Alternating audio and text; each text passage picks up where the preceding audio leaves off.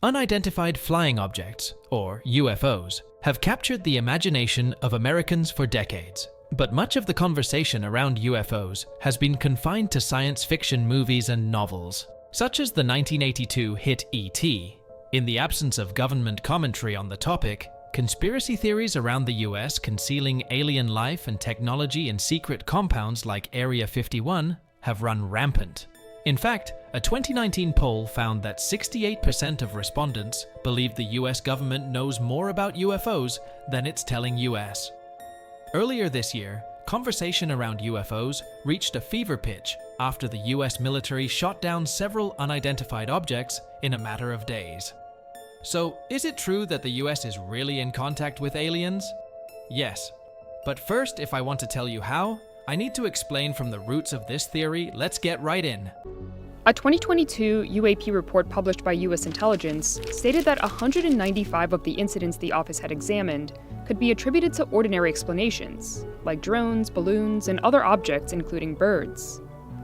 However, another 171 incidents were labeled as uncharacterized, with some appearing to have demonstrated unusual flight characteristics or performance capabilities that require further analysis. One of the things turned out to be a spy balloon from China.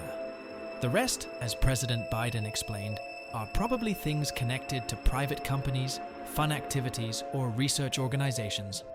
To be more open and deal with concerns about national security, the government has decided to make the study of mysterious and unexplained events, known as UAPs, formerly UFOs, more public and legitimate. Like I said, well beyond the material science and the capabilities that we had at the time, that we have currently, or that we're going to have in the next 10 to 20 years.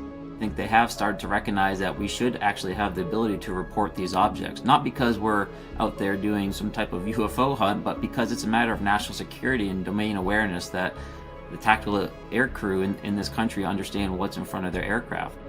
Today marks the first meeting of its kind, where we will try to understand what's really going on with these mysterious events. In a report from 2022, US intelligence said that 195 of the incidents they looked at could be explained by common things like drones, balloons, and even birds. But there were 171 other incidents that they couldn't explain, and some of them showed strange flying behaviors or abilities that need more investigation. The military calls UAPs unidentified objects that fly in the sky or move in the water. They can also be objects that change from space to the sky or from the sky to water. People from all around the world have reported seeing these strange objects.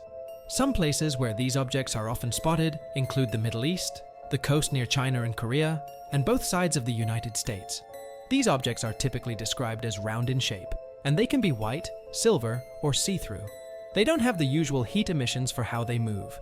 The US has been looking into UFOs since the late 1940s. Project Blue Book, which went on until 1969, recorded over 12,000 sightings. Out of those, more than 700 couldn't be explained. And reverse engineering program, to which I was denied access to those additional read-ons when I requested it. Grush went on to say that he had interviewed individuals who had recovered non-human biologics from crashed UAPs. The Pentagon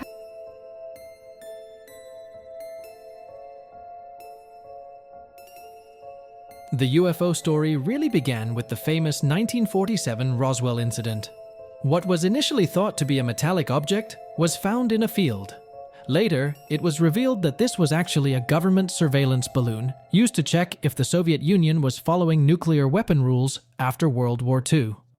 The government didn't want to share this program, so they called it a flying saucer, and the UFO craze took off. The Air Force got involved because they wanted to identify and understand anything in the sky that could be a threat to the United States. The Pentagon has denied such claims. Experts are also wary. I'm not going to attribute bad intentions to David Grush, but it was anecdotal. I mean, if you looked at his actual statement, he was talking about someone he knew who told him that this existed. It was secondhand, so however dramatic it was, it's not going to be persuasive. Former Navy pilot Ryan Graves also testified.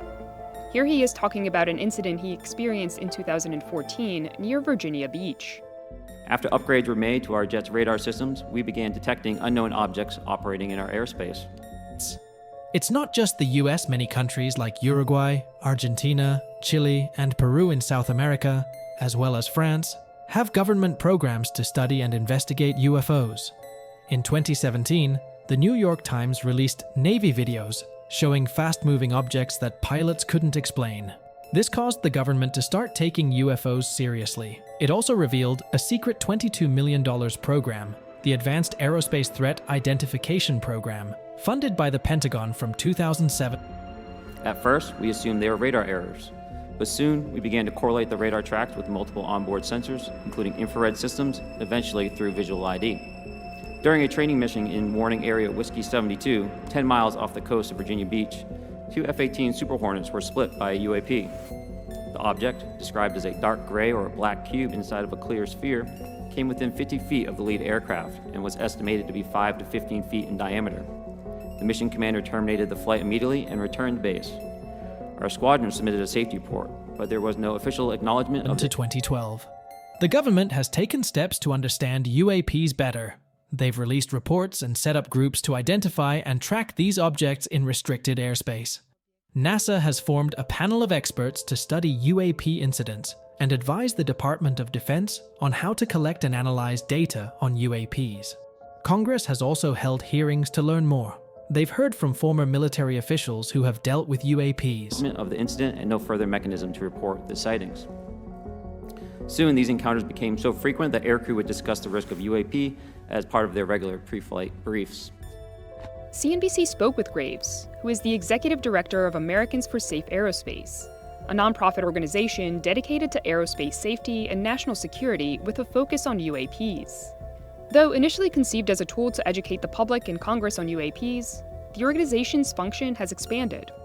We weren't expecting to fill the role of information receiving organization. Some have claimed to have seen crashed UAPs and even non-human life forms. However, these claims have been met with skepticism. One former Navy pilot, Ryan Graves, testified about an encounter in 2014 when UAPs came close to their aircraft.